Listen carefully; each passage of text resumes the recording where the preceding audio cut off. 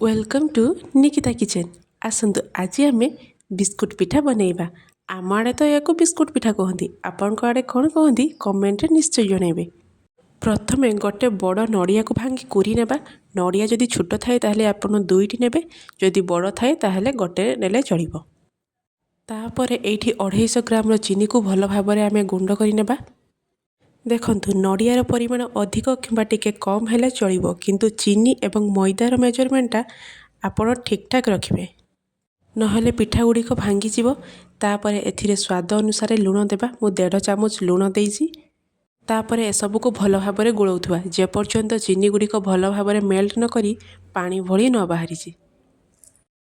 Continue एमिति 15 minute गोळिला परे देखंतु सेथुरु पानी सब बाहरिलानी, चीनी गुड़िक भल भाबरे मेल्ट होई गलानी। तापर एथिरे 500 ग्राम मैदा ऐड करिबा।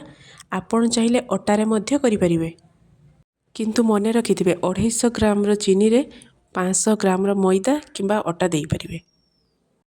तापर एसबु को भल भाबरे आमे गोळेई चलिबा। एथिरे आपण जम्मा भी पानी देबे नाही। चीनी एवं नड़ियारू जो पानी बाहरी थिबो सेथिरे ही आमे मैदा को गोली नेबा।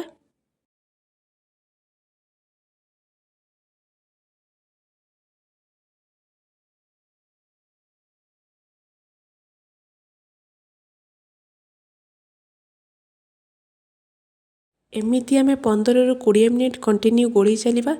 देखंतु एथिरे पानी ही दरकार पड़िलानी।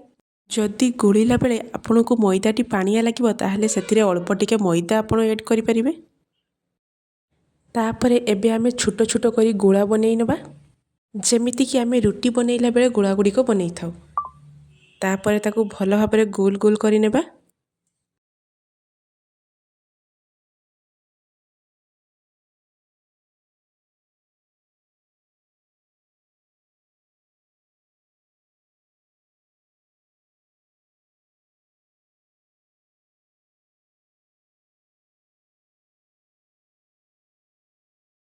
तापरे ताकू रुटी भली आमे बेली नेबा।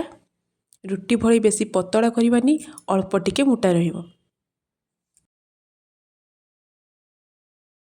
तापरे ताकू छुरी साहाय्य काटी स्क्वायर स्क्वायर शेप दे देबा।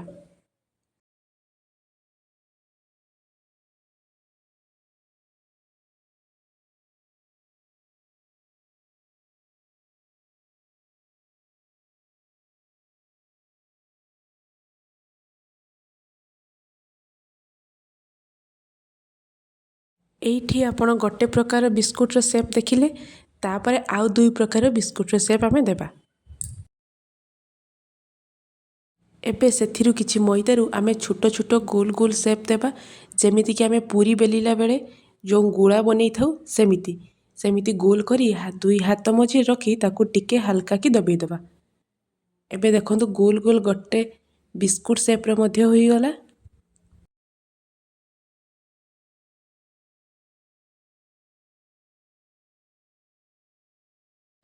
चलंतु एबे आउ गोटे शेप मध्य देबा।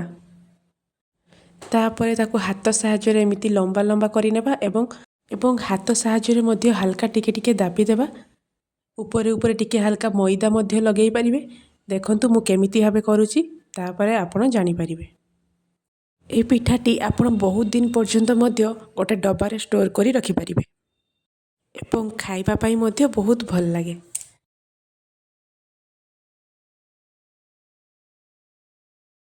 एबे छुरी साहाय्य रे एसबु को आमे काटी नेबा। देखंतु लंबा लंबा गोटे बिस्कुट शेप रो मध्य होई गला।